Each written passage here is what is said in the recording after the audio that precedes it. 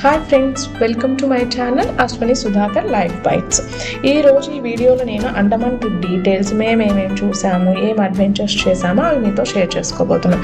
మరి కంప్లీట్గా 4 days trip. 2 days port బ్లేయర్లో ఉన్నాం, 2 days హ్యావ్లాక్లో ఉన్నాము. పోర్ట్ బ్లేయర్లో మాకు గవర్నమెంట్ హాలిడే హోమ్స్ దొరికాయి. మా హస్బెండ్ సెంట్రల్ గవర్నమెంట్ ఎంప్లాయ్ అవ్వడం వల్ల మేము ముందుగానే బుక్ చేసుకున్నాము. సో 2 days హాలిడే హోమ్స్లో ఉన్నాము. మేము ఫస్ట్ అయితే పోర్ట్ బ్లేయర్ నుంచి రాస్ ఐలాండ్కి అయితే వెళ్ళాము. రాస్ ఐలాండ్లో బ్రిటిష్ అడ్మినిస్ట్రేటివ్ హెడ్ క్వార్టర్స్ ఉండేవి. వాళ్ళ పరిపాలన అంతా కూడా ఇక్కడ నుంచే జరిగేదంట.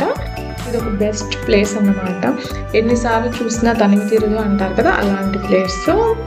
చల్లటి సముద్రపు గాలి, వెరీ రిలాక్సింగ్ ఫీలింగ్ అయితే ఉంటుంది.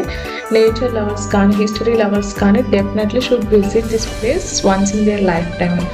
ప్లెజెంట్ ఫీల్ ఉంటుంది. నెక్స్ట్ మేము సెల్యులార్ జైలుకి వెళ్ళాము. 2కి ఓపెన్ చేస్తారు. ఇక్కడ మెయిన్గా ఎవరైతే బ్రిటిష్ వాళ్ళకి వ్యతిరేకంగా పోరాటం చేస్తారో వాళ్ళని ఇక్కడ ఉంచేవాళ్ళంట. వాళ్ళకి కొన్ని టార్గెట్స్ ఇచ్చేవాళ్ళు, కొన్ని టాస్క్లు ఇచ్చేవాళ్ళు. ఆ టార్గెట్ కనుక వాళ్ళు రీచ్ అవ్వకపోతే వాళ్ళని కఠినంగా పనిష్ చేసేవాళ్ళు. టోటల్గా 698 సెల్స్ ఉన్నాయి. ఒక్కొక్కరిని ఒక్కొక్క గదిలో ఉంచేవాళ్ళు. ఒకరికొకరు కమ్యూనికేషన్ లేకుండా చేసేవాళ్ళు. చాలాసార్లు హంగర్ స్ట్రైక్స్ జరిగాయి. Many sacrifice their leaves.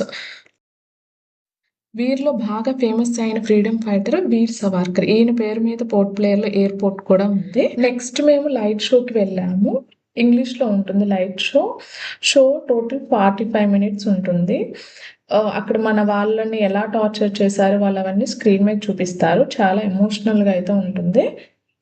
Flag పాయింట్కి అయితే వెళ్ళాము.